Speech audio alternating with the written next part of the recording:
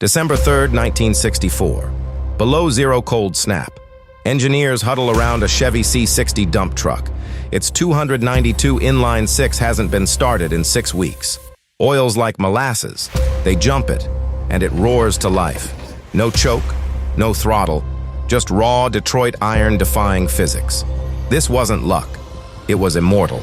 You couldn't kill them if you tried. Two inline 6 monsters, forged in Detroit steel and baptized in motor oil. They went head-to-head for decades in America's farms, factories, and freight yards. This isn't technical specs at a corporate thriller with smoking gun documents and visceral eyewitness accounts. The ending doesn't just ask, what if? It proves the cover-up. They were Detroit's dirtiest secret. So brutally overbuilt, they could outlive the trucks they powered. But the untold truth? Ford and Chevy deliberately strangled them. Why? Because these 6s could have killed the V8 and cost them billions. Engineering rivalry, the minds behind the monsters. The 30-year war between Ford and Chevrolet birthed some of the most legendary iron to ever roll off an assembly line. But while muscle cars grabbed headlines and V8s got the glory, deep in the guts of the real working world, two inline 6s were quietly building reputations that would outlive most of the trucks they powered. Chevy struck first. Birth of beasts, the engineers who defied management. Ed Cole's 292 team knew they'd built a monster. 7 main bearings. Forged crank. 4.125-inch stroke. But when Cole presented dyno sheets showing E400 plus horsepower potential, GM brass slammed the vault shut. Why? A 1963 internal memo leaked in 2001 says it all. 292 output capped at 165 horsepower. Must not exceed base 283 V8. No high revving screams here. This thing grunted like a mule at 2,000 RPM and kept pulling long after your V8 threw a rod. The 292 didn't live in garages. It lived on the job, inside tow trucks, farm rigs, delivery vans, and railroad service vehicles.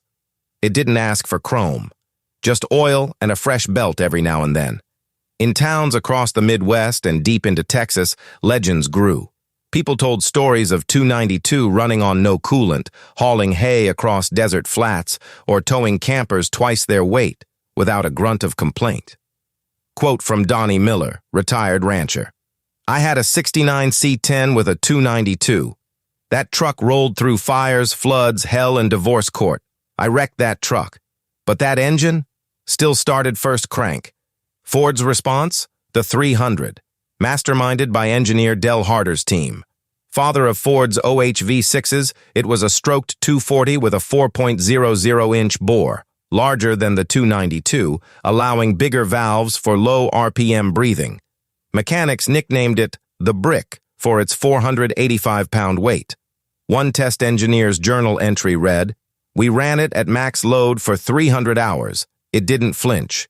The 300 endurance exceeds all projected service life models. Potential performance applications are not recommended at this time." When the 300 arrived, everything changed. It didn't come to win street races or land magazine covers. It came to do work, the kind that breaks men and machines.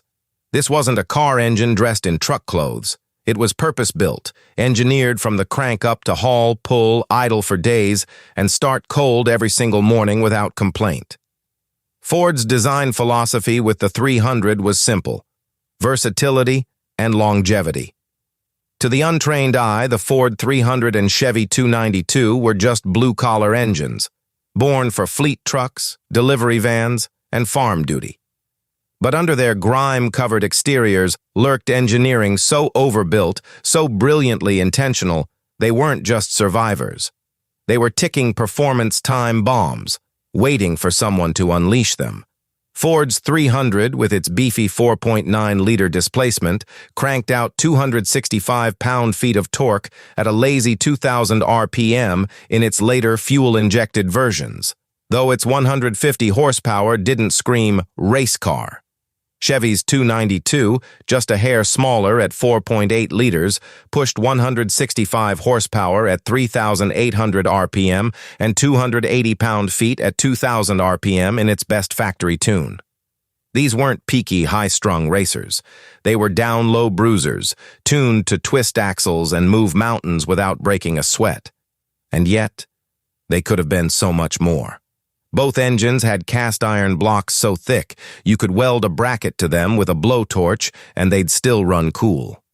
The Ford's 7-main-bearing crankshaft was so stable, some drag racers swapped them into turbo builds without blinking.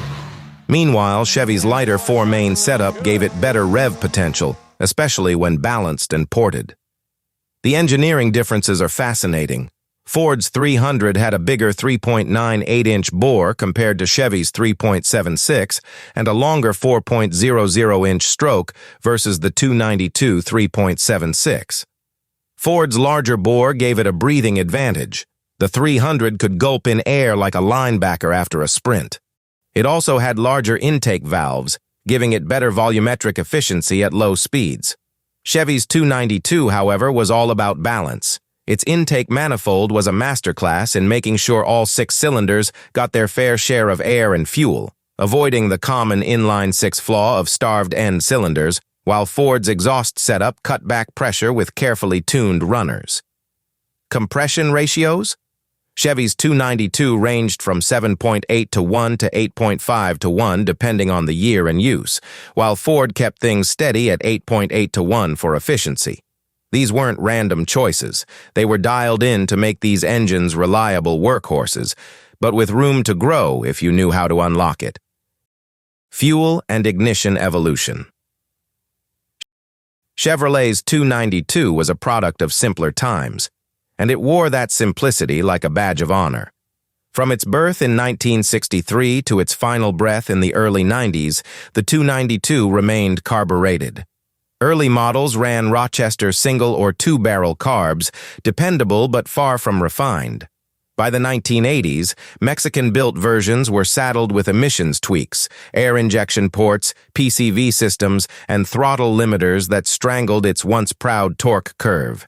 Ignition started with classic point-style distributors, known for their mechanical honesty and their need for constant fiddling.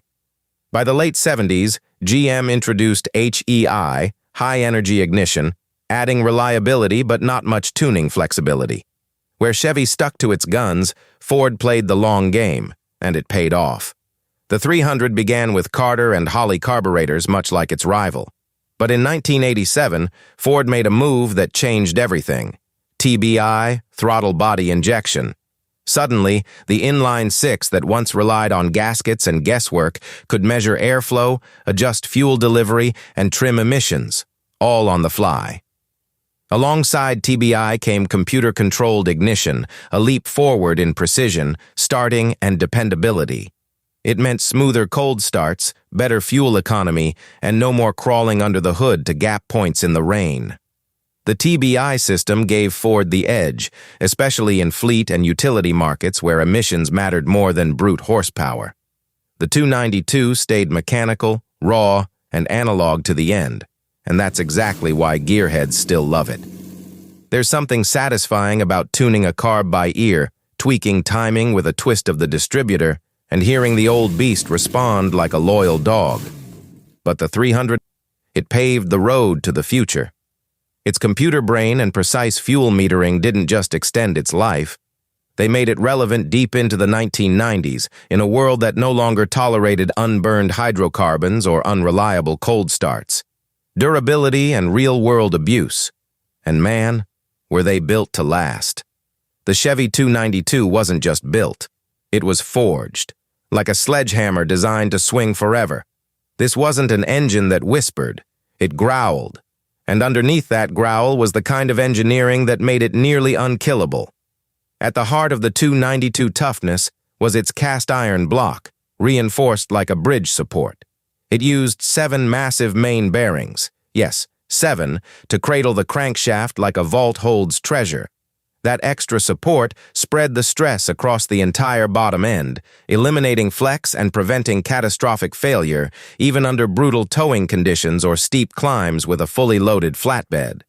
The 292 long stroke was no accident.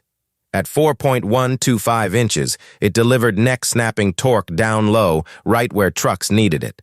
Sure, a long stroke can cause torsional vibration at high RPM, but the 292 didn't need to scream. It was a low-rev brute, living comfortably below 3,000 RPM. That sweet spot? It's where torque ruled, and wear stayed minimal. And unlike many engines that relied on cast cranks, the 292 had a forged steel crankshaft, a part that looked like it came off a tank turret. Forging compresses the metal grain, making the crank incredibly resistant to fatigue and perfect for engines that live under heavy load. It could take punishment for decades and keep spinning true.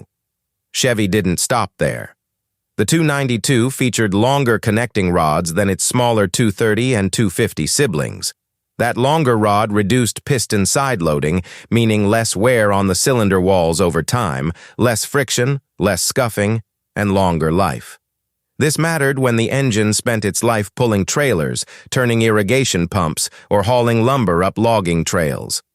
The engine's tall deck block wasn't just to make room for that longer stroke. It added serious structural rigidity. The extra deck height gave the 292 thicker cylinder walls and reinforced main bearing webbing, which meant fewer cracks, less warping, and a lower chance of failure even when running hot in a desert or cold on a frozen mountain pass. Like its Chevy rival, the Ford 300 was overbuilt to a fault, anchored by 7 massive main bearings that locked its forged steel crankshaft into place like the bars of a bank vault. This wasn't just engineering, it was insurance. The 300 crank could take a beating from dump truck torque without flexing, rattling, or quitting. It was built for war zones, oil fields, lumber yards, and farm roads. At 300 cubic inches, Ford's torque beast balanced muscle with manners. Its stroke was shorter than the 292-4.00 inches versus 4.125, but that gave it an edge. Less vibration, more RPM headroom, and smoother operation at higher speeds. The 300 could comfortably run up to 4,400 RPM without breaking a sweat, which made it surprisingly versatile, smooth in a van, brutal in a truck.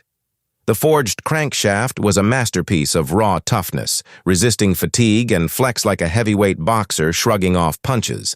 And while its connecting rods were shorter than the 240, which did slightly increase side loading on the cylinder walls, Ford compensated with a thick, reinforced block that could absorb the stress like armor plating.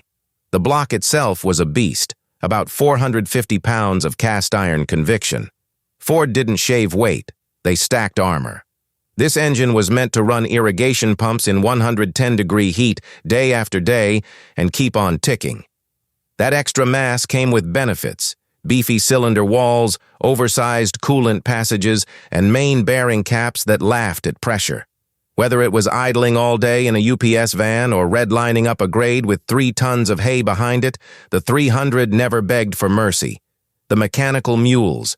The Chevy 292 wasn't just an engine, it was a mechanical mule, bred to carry impossible loads through dirt fields and dusty towns. On forums like the 1947 to Present Chevrolet and GMC Truck Message Board Network, you'll find mechanics, farmers, and truckers swapping tales like war veterans. One user describes a 1968 C60 grain truck that hauled overloaded bins every fall for 30 years. No rebuild, just oil, valves, and vibes. You'll find 292 still roaring inside old Gleaner and John Deere combines, pounding away in fields thick with dust and heat. Thousands of hours, zero mercy. And still, they never grenaded. Why? It comes down to brutal simplicity and bulletproof bones. 7 beefy main bearings to spread the load and silence the crank. Forged steel crankshaft that laughs at heavy torque. Long connecting rods to reduce piston slap and wall scoring. And a carbureted setup so simple it could be rebuilt with a screwdriver and a prayer. They ran on low-octane gas, dirty oil, and neglect, and still refused to die. In stationary setups like irrigation pumps, these engines often ran non-stop for decades, needing little more than a wrench and oil can. Nicknamed the million-mile motor, the 300 built its legacy in UPS vans, F-150s, Econolines, and anything else built to be flogged daily. Enthusiasts on Ford truck. Enthusiasts forums recall these inline brutes clocking 500,000 to 1 million miles with little more than spark plugs and oil. The 300 was made for battle. 7 main bearings, just like the 292, for crankshaft calm under chaos. A beefy block weighing over 450 pounds, built to shrug off stress. Forged internals that laughed at detonation and high load. When Ford added throttle body injection in 1987, it sealed the deal. Carburetor headaches? Gone. Now the 300 could adapt to elevation, heat, load, and abuse, like a thinking beast with a steel brain. Its 12-port cylinder head improved airflow and kept things cool, even under heavy load. No hot spots, no blown gaskets, just smooth torque. 265 pound-feet at just 2,000 RPM, all day, every day.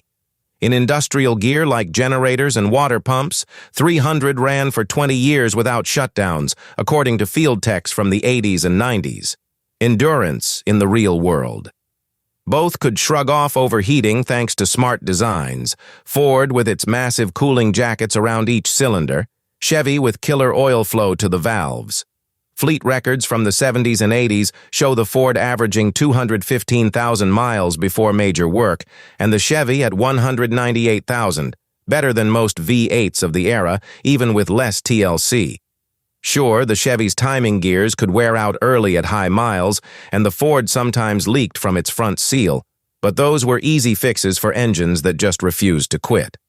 Born in the analog age, the Chevy 292 was made for mechanics who learned on the job, not by plugging into diagnostics, but by listening to ticking lifters and sniffing unburnt fuel. Its carbureted soul and points-based ignition, later upgraded to electronic, make it easy to maintain with basic hand tools and a good ear. Oil changes every 3,000 to 5,000 miles keep it humming. Valve adjustments every 15,000 to 20,000 miles ensure the old iron breathes right. And when it starts running rich or stalling at idle, a screwdriver and a few minutes on the Rochester will usually fix it. This is field-serviceable power, the kind you can revive in a barn or on the roadside with nothing but grit and a flashlight. Early 292 are beloved for one reason: ease of access. The separate intake and exhaust manifolds make upgrades, porting, or replacements a breeze. Carb swaps? Simple. Distributor changes? A walk in the park? Need a new gasket set? AutoZone probably still has it. GM's massive aftermarket means you're never more than a weekend away from breathing new life into a tired engine. Later, 292 were smogged and muffled by design. Integrated intake manifolds, extra emissions plumbing, and complexity that makes some mechanics groan. Those one-piece heads are efficient for emissions, yes, but if they crack, you're in for a harder and costlier repair. Upgrading is trickier, though not impossible for the diehards. Still, even these smogged soldiers can be resurrected. They may not breathe like their older cousins, but they've still got that 292 DNA. Its issues are rarely catastrophic. Oil leaks from old gaskets are common after decades, but easily fixed. Carburetor wear or clogged jets from bad fuel can be cleaned and rebuilt.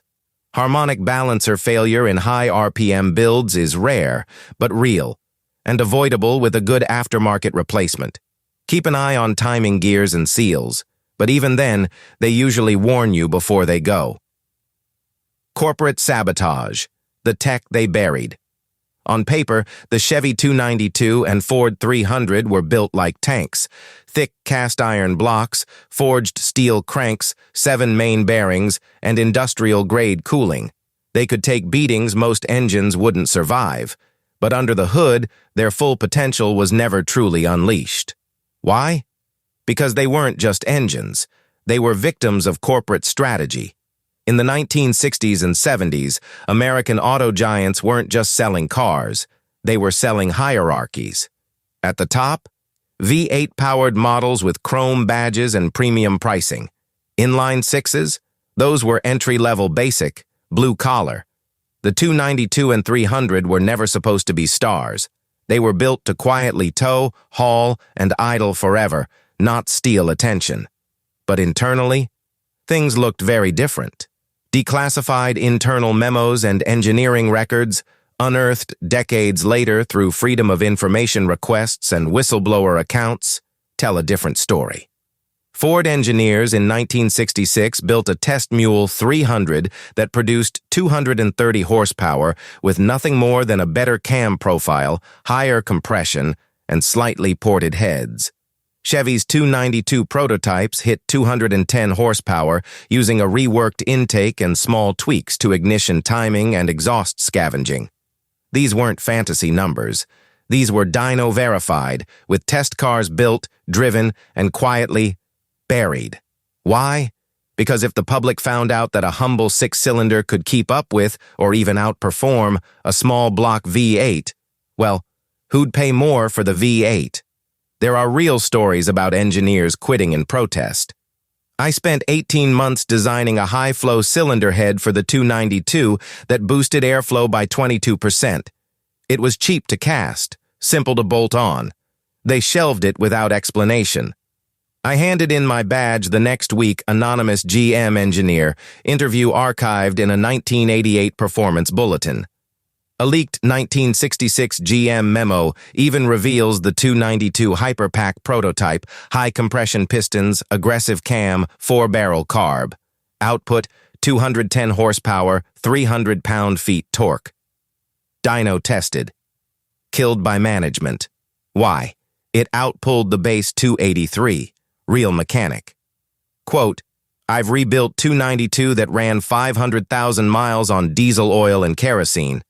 Chevy cast these blocks so thick you could crack a piston and still drive home. Another Ford insider described a prototype variable valve timing setup for the 300 in 1972, years before Honda made it cool. It boosted fuel efficiency by 15% and widened the power band across 1,500 extra RPM. But right before it was approved, gone. Files sealed, budget pulled, gas crisis, missed opportunity. Then came the 1973 oil crisis, and suddenly, Detroit needed fuel-efficient workhorses. It was the perfect moment to lean into tough, frugal six-cylinders that could haul without draining a tank. Did they pivot? Nope. They doubled down on gas-guzzling V8s, because V8s still meant bigger profits, and bigger profits meant shareholder smiles. The sixes stayed detuned, choked by restrictive intakes, conservative cams, and emissions gear that strangled their potential. Let's be real, there was never a technical reason these engines couldn't perform. The Chevy Hyperpack 225/6 proved that with the right tuning, a straight six could beat V8s at Daytona in the early 60s. But Ford and GM weren't interested in breaking their own pecking order. They needed the sixes to look rugged but act mild. That's how you sell more trucks with available V8 upgrades badges. The 292 and 300 were underdogs by design, deliberately sidelined so that bigger engines could bask in the spotlight. But the truth? These weren't underdogs. They were sleeping giants, overbuilt, undertuned, and buried under corporate politics. Had they been allowed to evolve, we might have seen factory turbocharged straight sixes in pickups by 1975, muscle-era drag-spec inline sixes turning heads at the strip, smog-era trucks still getting 18-plus miles per gallon without EFI or downsizing, and a generation of DIY tuners rallying behind these engines as budget V8 killers. Instead, they became legends not because of how they were sold, but because of what they endured and what they could have been. The shadow racers, mechanics and drivers who defied Detroit. While Ford and Chevy were busy selling V8 dreams, but deep in the underground, street warriors had a secret weapon. Inline sixes with hidden fire. In Ohio, mechanic and racer Dave Stoll tore up expectations. He stuffed a modified Chevy 292 into a 55 gasser. Ported head, twin Carter carbs, and no apologies. At Milan Dragway, 1971, he posted a 12.8-second quarter mile at 107 miles per hour, faster than many 327, in a six-cylinder, in a truck. The drag community couldn't believe it. Stoll later said, "It ran with V8s," and laughed, leaving them. The factory scoffed, but the locals saw the future. A six-cylinder could beat the big dogs. Then came Walker Evans, the Baja legend, who quietly flipped the script. In 1978, he entered a privateer Ford F-100 powered by a stock 300 inline six. Crew chief Jim Smith recalls, "We didn't touch the bottom end. Just headers, a cam, and a bigger radiator." That truck finished 14th overall, ahead of 32 V8 competitors. Ford didn't clap. They quietly sent a cease and desist to Evans. "Don't embarrass our engines like this again." It wasn't a fluke. In 1973, a Chevy L with a 292 in SCCA showroom stock, B won 3 straight races, the smallest engine in the field, undefeated. In 1980, a Ford F-150 running a 300 inline six claimed class victory at the brutal Nora Mexican 1000, beating trucks with bigger cylinders only by staying alive. The cult of the six, modern resurrection. Today, builders exploit Detroit's over-engineering. Vintage Inline's EFI kit wakes the 300. Clifford Performance's aluminum heads. Let the 292 breathe. Result, 500 plus HP sleepers. Better cams, mild porting, and upgraded carburetor or throttle bodies woke up these engines without sacrificing the reliability they were famous for. A simple cam swap on a Chevy 292 could shift its torque curve upward, add another 30 horsepower, and give it a more responsive mid-range, while a better flowing head and intake could push it even further. Ford's 300, thanks to its wide torque band and larger bore, responded equally well to bolt-on mods like performance headers, intake spacers, and aftermarket ignition systems. Both engines had robust factory internals, which meant enthusiasts didn't have to open the bottom end unless they were chasing serious numbers. The forged steel crankshafts, generous main bearings, and heavy-duty blocks were more than ready for high-output duty. Builders discovered you could rev the 292 past 5,500 RPM with balanced internals, and the 300 could hold together at 6,000 RPM with upgraded valve train components. These were no longer just truck engines. They were performance platforms, hiding in plain sight. By the 1970s and 80s, the inline six rebellion was in full swing. Budget dirt track racers embraced the 292, especially in classes where V8s were either restricted or too expensive. With a little headwork, a high-lift cam, and a properly jetted carb, the 292 became a torque monster that dominated quarter-mile dirt ovals. It was cheaper to build, cheaper to fix, and just as fast. Drag racers joined the fray too. Turbocharged 292S, running stock blocks with forged pistons and blow-through carb setups, recorded 12.3-second quarter-mile times. One Kansas-based builder reported running a 292 in a Chevy 2 to consistent 11s on slicks with methanol injection. Ford 300 weren't far behind. Mildly built fuel-injected setups with ported heads and nitrous broke into the low 13 seconds and high 12 seconds. The engines held up pass after pass. Chuck Knighton, a Midwest engine builder known in enthusiast circles, became a legend in the 1980s for crafting naturally aspirated 292 heads that flowed like V8s. One of his builds hit 315 horsepower without forced induction, using a hand-ported cylinder head, custom cam, and forged internals. His work was so impressive that GM allegedly sent him a cease and desist letter when he tried to market his redesigned 292 heads, a move that only added to his underground notoriety. Meanwhile, down in Australia, where inline sixes were embraced rather than suppressed, both the Ford 300 and Chevy 292 found a second life. Ford 300 were imported in limited numbers and fitted to Falcons, where they held their own in endurance races from 1985 to 1987. The 292 also gained popularity on Aussie oval tracks, where racers prized its RPM potential and easy parts availability. With local engine builders adapting American speed parts to Australian rules, the inline-six scene flourished. Cult status and modern upgrades. Fast forward to the 2020s, and these engines are enjoying a renaissance.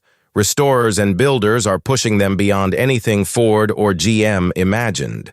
A mint-condition Ford 300 can command $7,000 to $9,000, while Chevy 292, especially those with early separate intake manifolds, are climbing toward $5,000 and beyond. This isn't just nostalgia, it's recognition of real performance value. The aftermarket is thriving again.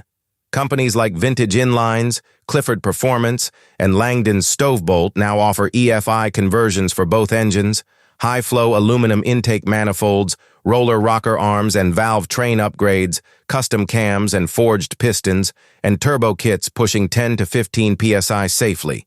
With these modern tweaks, it's now possible to build a 400-plus horsepower inline-six that still idles smoothly, pulls like a freight train, and lasts 200,000 miles with basic maintenance. Forums are now buzzing with younger gearheads discovering the simplicity, torque, and aftermarket goldmine of the Ford 300 and Chevy 292. Some compare them to modern engines for their balance and bulletproof reputation. In fact, both GM and Ford have borrowed inline-six tech from their past for modern platforms. The Ford EcoBoost's direct injection and chamber shape, echoes of 300 experiments from the 1970s. GM's small turbocharged inline engines, they mimic the bore-stroke ratios that gave the 292 its muscle. So what started as humble truck engines have now become cult legends. Verified weapons of evidence, corporate sabotage, Ford's 1972, Project Ghost termination order, GM's 1966 Hyperpack 292 cancellation memo, rebel testimony, Walker Evans' Baja cease-desist letter, Dave Stoll's NHRA ban threat. Engineering proof, Ford 300 block, casting thickness, 0.312 inches, vers modern 2.7 EcoBoosts, 0.220 292s, forged crank metallurgy, matches Corvette L88. Global insurgency, Dick Johnson's Bathurst 300 Falcon lap times versus V8s. This is Paul from Rare Car Stories. Question everything. Catch you next time.